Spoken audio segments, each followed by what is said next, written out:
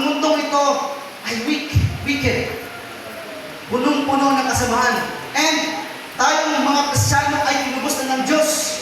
Tayo ay nilinis na ng Diyos sa pamamagitan ng dugo ni Kristo. Hindi na dapat buhay sa atin ang kasalanan. At hindi dapat tayo namumuhay sa kasalanan. No? So, sa halip, hayaan ninyong baguhin ng Diyos ang inyong pag-iisip upang maunawaan ninyong kanyang kalooban. Sa gayon, magagawa ninyo kung ano ang mabuti, kalugod-lugod at ganap na kalooban ng Diyos. Let me repeat. He does not listen, follow, and go with wicked people. May mga times na agdahon ka sa pag-inom kasi aram ninda na para inom ka. May mga times na agdahon ka sa pagbulang kasi aram ninda na dati para bulang ka. May mga times na agdahon ka ninda sa pagtaya, sa suga o magsugal kasi aram ninda na para sugal ka dati.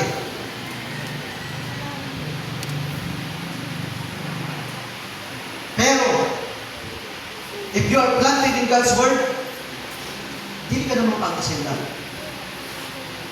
And sometimes, may mga oras na ma-advise ka sa ma-advise ka sa mali. Pero hindi mo mahimo dahil you are planted in God's Word na. Amen? Kaya, utuhong ko pa nga, are you planted in God's Word? Sabihin ko sa atake mo, are you planted in God's Word?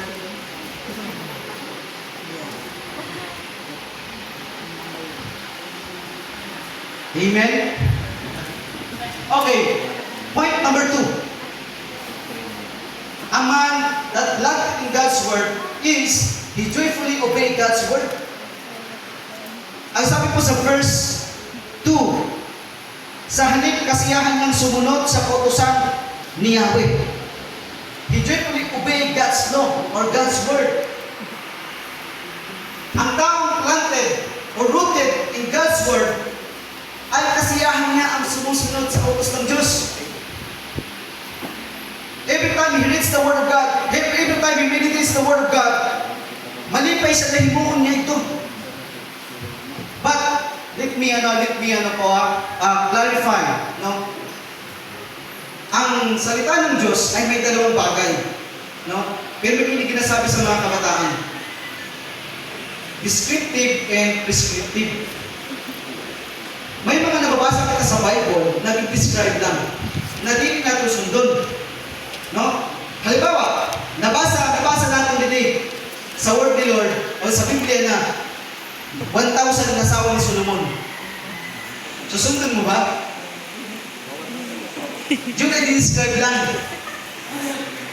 Grabe, 1,000. No? So, halimbawa, nabasa natin sa Mateo, nagbigti si Judas. Ay, yes, imun ko ini. No? Yun po ay di-describe lang. Pero pagdating sa prescriptive, or yun, prescription, sabi nga niya di ba pag nagpa-check up kita, especially pag positive ka sa sakit, marisita ang doktor, may nakabutang dito, prescribed by doctor, actually. So pag prescriptive, amin ang mga bagay o mga utos sa Diyos na dapat humimon. No? So, meaning to say, hindi lahat ng nakasulat sa Bible, no, ay dapat nating sundin. Dahil yun ay describe lang. Pero yung mga i-prescribe ni Lord, yung mga utos ng Diyos na dapat nating sundin ay dapat nating sundin. Amen po?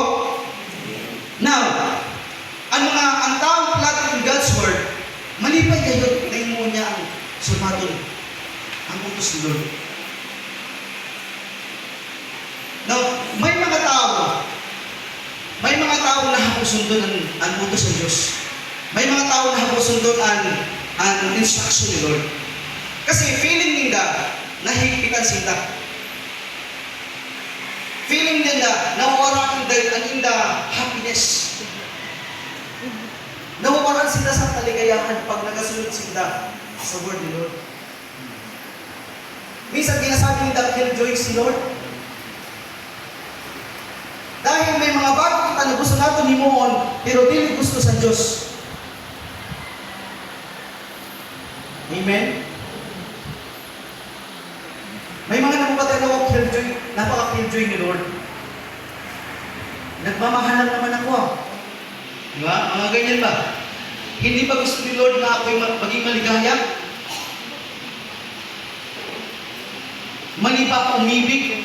Mga ganyan? Dili man lang umibig. Ang mali lang, lalaki ka, nagkakras ka sa lalaki.